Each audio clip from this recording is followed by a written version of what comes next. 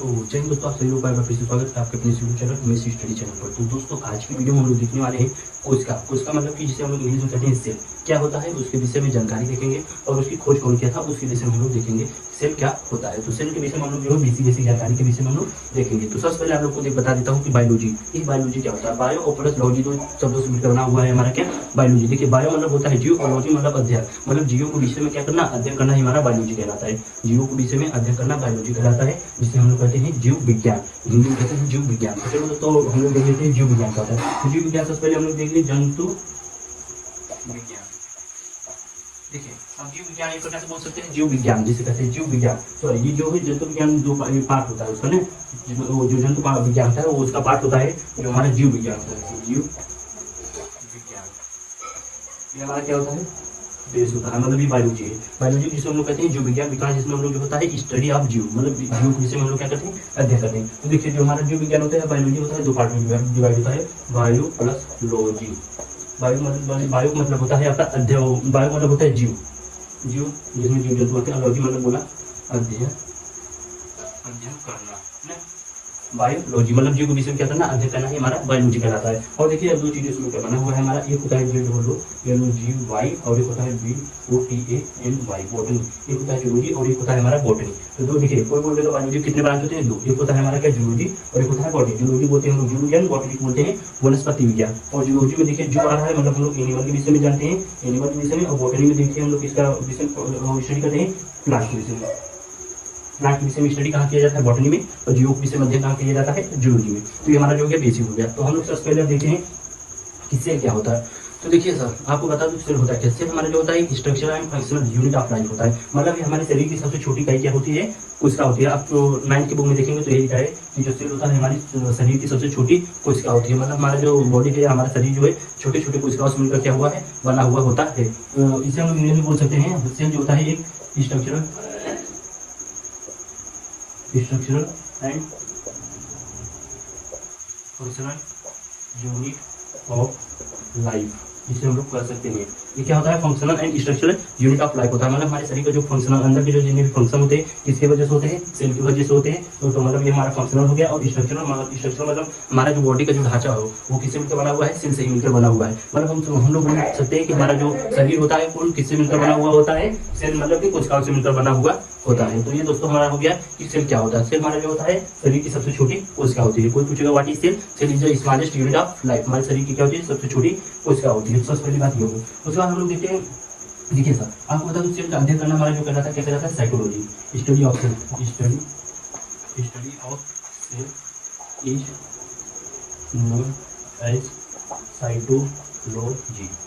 Study of cell क्या कहलाता है हमारा साइटोलॉजी कहलाता है। कोई पूछेगा अगर सेल विषय में अध्ययन करेंगे तो उसे हम लोग क्या कहते हैं, तो उसे हम लोग जो होता है साइटोलॉजी कहते हैं। तो उसके बाद ये हमारा हो गया क्या स्टडी ऑफ सेल, जिसे हम लोग क्या कहते हैं साइटोलॉजी कहते हैं। अब देख लेते हैं हमारे जो होते हैं theory of cell, cell theory कौन कौन दिया था। तो हम लोग देखते हैं सेल थ्योरी कौन कौन दिया था। तो देखिए सेल थ्योरी के विषय में हम लोग देख लेते हैं। सबसे पहले हम लोग इसे जो है बता दीजिएगा। तो देखिए सेल थ्योरी में सबसे पहले हमारे जो आते हैं आपके रॉबर्ट हुक, ब्राउन के बाद में आते हैं ना रॉबर्ट हुक सबसे जाते हैं। रॉबर्ट हुक साहब आते हैं सबसे पहले। कब आते हैं ये आप लोग को तो पता ही होगा क्योंकि इसे तो सब लोग जाते हैं। 1665 ईस्वी में रॉबर्ट हुक साहब आते हैं जो इसकी खोज किए थे सेल, मतलब कि कोशिका का ही खोज किया था। बट वो कोशिका कैसा था कोई पूछेगा तो निर्जीव था, मतलब कि वो जीवित नहीं था, डेड सेल की खोज किया था, जिसे हम लोग क्या कह सकते हैं कॉर्क सेल। कॉर्क सेल के नाम से भी जानते हैं, उसे हम लोग क्या कर सकते हैं कॉर्क सेल भी कहते हैं। और इसका जो स्ट्रक्चर था कोई पूछेगा स्ट्रक्चर कैसा था।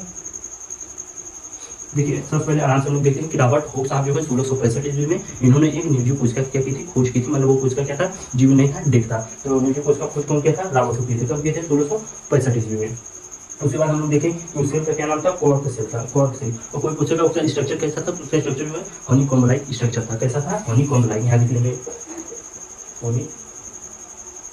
हनीकॉम्ब लाइक स्ट्रक्चर, ठीक है हनीकॉम्ब लाइक स्ट्रक्चर था। ये भी आप लोग का हो गया स्ट्रक्चर कैसा था हनीकॉम्ब लाइक स्ट्रक्चर था। उसके बाद 1674 ईस्वी में हमारे कौन आते हैं आपके आते हैं एंटोनी वन लीeuwenhoek साहब आता है। कौन आते हैं एंटोनी वन लीeuwenhoek, ठीक है, इंटरन्यूरल न्यूरॉन हुक साहब आते हैं। इन्होंने क्या बताया, इन्होंने वही बताया जो ये बताए थे, बट ये क्या, ये निर्जीव कोशिका की खोज की थी, और ये माइक्रोस्कोप के अंदर, किसके अंदर, माइक्रोस्कोप के अंदर इंटरन्यूरल न्यूरॉन हुक ने 1674 ईस्वी में दोस्तों किसकी, एक जीवित कोशिका की खोज की थी। कोई पूछे जीवित कोशिका की खोज कौन किया था, तो इंटरन्यूरल न्यूरॉन हुक ने किया था। ऐसी कैसा सेल था, जीवित सेल था, मतलब हम बोलते हैं लिविंग सेल था।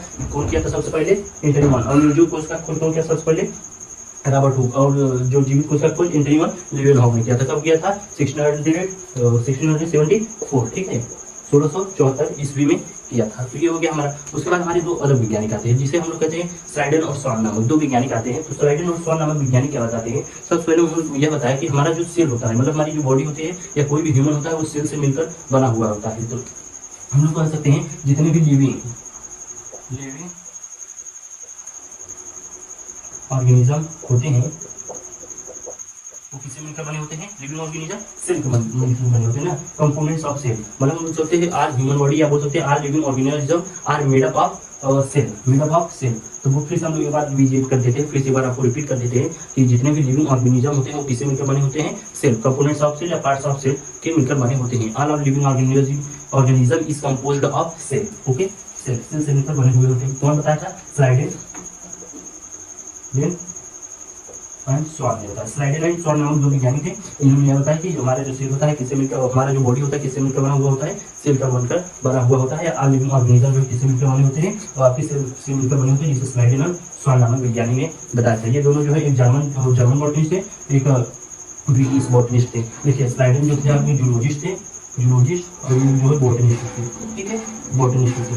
मतलब इन्होंने जो है जंतु विषय बताया और उन्होंने प्लांट के विषय में अध्ययन किया। तो दोस्तों उसके बाद हम लोग देखेंगे कि हमारा जो होता है रॉबर्ट ब्राउन साहब आते हैं, जो किसकी खोज करते हैं, केंद्र की खोज करते हैं। किसकी खोज, केंद्र, मतलब न्यूक्लियस, जिसे हम लोग केंद्र की कहते हैं, ठीक है, जिसे हम लोग केंद्र कहते हैं। तो कोई पूछे केंद्र की खोज कौन किया था, सेल के अंदर जो केंद्र पाया जाता है। सपोज मान लीजिए this is a cell, okay, इसके अंदर हमारा क्या होता है, न्यूक्लियस होता है। इस न्यूक्लियस की खोज कौन किया था, देखिए न्यूक्लियस कोई भी अगर आप कर लेंगे तो उसके बीच में जो होता है ब्राउन कलर का जो होता है, उसका क्या होता है, बीज होता है। ब्राउन कलर होता है, तो उससे हम समझ जाएंगे ब्राउन अगर बीच में होता है तो कौन किया था, रॉबर्ट ब्राउन। और किसकी खोज की थी, न्यूक्लियस की खोज, क्योंकि वो क्या होता है, बीच में पाया जाता है, मिड में पाया जाता है। तो कोई पूछे तो कब किए थे, 1881 में किए थे रॉबर्ट ब्राउन साहब ने केंद्र की खोज, जिसे हम लोग कहते हैं न्यूक्लियस की खोज की थी। उसके बाद हमारे एक और सर आते हैं जिसे हम रुडोल्फ वर्चाउ के नाम से जानते हैं, आपकी इनसाइड में दिया हुआ है। रुडोल्फ वर्चाउ ने क्या बताया था, ये लोग बताए तो थे, स्लाइडेन और स्वान में ये बताया कि जितने भी लिविंग ऑर्गेनिज्म होते हैं वो सेल से मिलकर बने हुए होते हैं। बट इन्होंने यह नहीं बताया कि ये जो सेल होते हैं आते कहाँ से हैं। तो इसी को जो कौन बताते हैं, रुडोल्फ वर्चाउ साहब।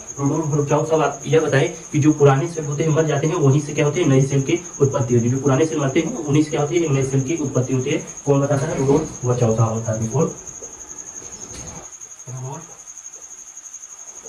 वर्चाउ साहब, ठीक है, रुडोल्फ वर्चाउ साहब बताते हैं कि जो पुरानी सेल जब मर जाती है तो वहाँ पर नए सेल का क्या होता है, निर्माण हो जाता है। तो दोस्तों आप लोग को वीडियो कैसा लगा, आप लोग कमेंट में जरूर बताना। आई होप वीडियो बहुत ही अच्छा लगा होता है। तो दोस्तों आज की वीडियो अगर आप लोग को अच्छा लगा है तो वीडियो को जो है लाइक कर देना और चैनल को हमारी जो है सब्सक्राइब कर देना।